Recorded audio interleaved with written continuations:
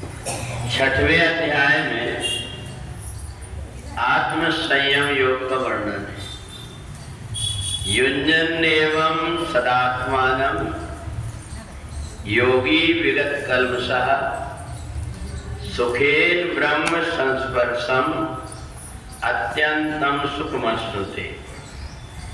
भगवान कहते हैं कि जब संशय रहित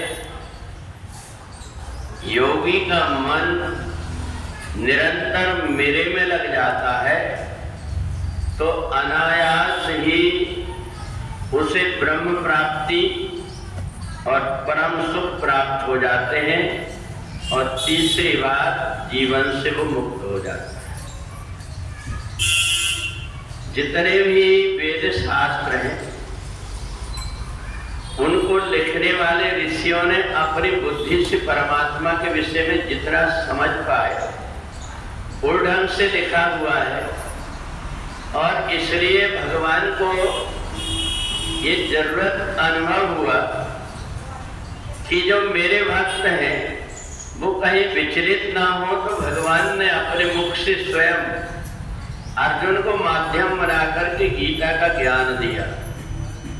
गीता का एक ऐसा ज्ञान है जो हर जगह, इसमें कोई राजा रानियों की कथा कहानी नहीं, बल्कि जीवन के हमारे जो जीने के सूत्र हैं, चाहे व्यक्ति देश में रहता हो या विदेश में रहता हो, गीता में जीवन के ऐसे सूत्र का वर्णन किया है जिन सूत्रों को अगर व्यक्ति सुनता है और यदि समझने लगता है कि भगवान ने क्या कहा, तो उसके जीवन में जब कभी भी कोई परिस्थिति आती है वो ठीक ठीक निर्णय ले लेता है।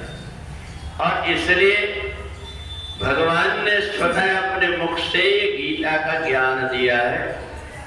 तो इस गीता में भगवान कहते हैं कि हमारे पास में सब कुछ हो, परंतु इन सब के बाद में भी हमारे मन के अंदर अभिमान ना आए तो हमारे पास में सारी विद्या अपने आप आ जाती है। हम विद्यालय में जब पढ़ने जाते हैं तो हमारा उतना ध्यान नहीं रहता, इसलिए गुरुकुल में जब भगवान राम पढ़ने के लिए गए तो अल्पकाल विद्या सब आई। विद्या देने से नहीं होती, बल्कि विद्या व्यक्ति अपने आप ग्रहण कर लेता है। केवल उसको ऐसा करना पड़ता है कि अपने आप ही बर्तन में पानी आ जाता है जो बर्तन नीचे होता है। यदि बर्तन एक ऊपर है देने वाला और एक नीचे है तो कहना नहीं पड़ता, अपने आप उसके अंदर सद्गुण आ जाते हैं। और इसलिए युञ्जन एवं सदात्मानं, ये जो हमारा मन है ये इधर उधर की बातों में कहीं भी भटक जाता है और भटक करके हर चीजों का अभिमान करने लगता है कि मेरे पास में इतना धन है, संपत्ति, इतना बड़ा पद है मेरे पास, मैं सहज और सरल जीवन क्यों जीऊं, ऐसा मन के अंदर व्यक्ति को आ जाता है। परंतु जब उसके हृदय में परमात्मा की भक्ति की सतोगुणी भावना उत्पन्न हो जाती है तो वो जहां कहीं भी जैसा मौका आता है वैसा अपने आप को ढाल लेता है और यही आत्म संयम योग है।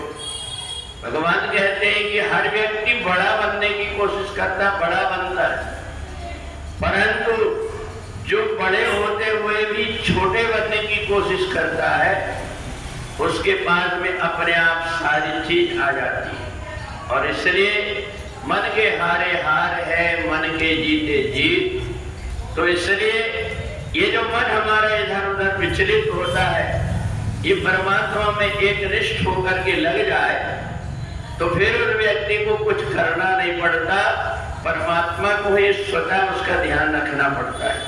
और आत्म संयम योग में यही बात कही गई है कि हम अपने जीवन को जैसा बनाना चाहें वैसा बना सकते हैं, ये हमारे ऊपर है कि हम अच्छी संगत करके अच्छे गुण हासिल कर सकते हैं और बुरी संगत में जाकर के हमारे अंदर बहुत सारी बुराइयां आ जाती हैं। तो इसलिए जन्म में से लेकर के व्यक्ति जब कुछ सीखने की कोशिश करता है तो अपने आप धीरे धीरे उसके पास सब कुछ आ जाता है।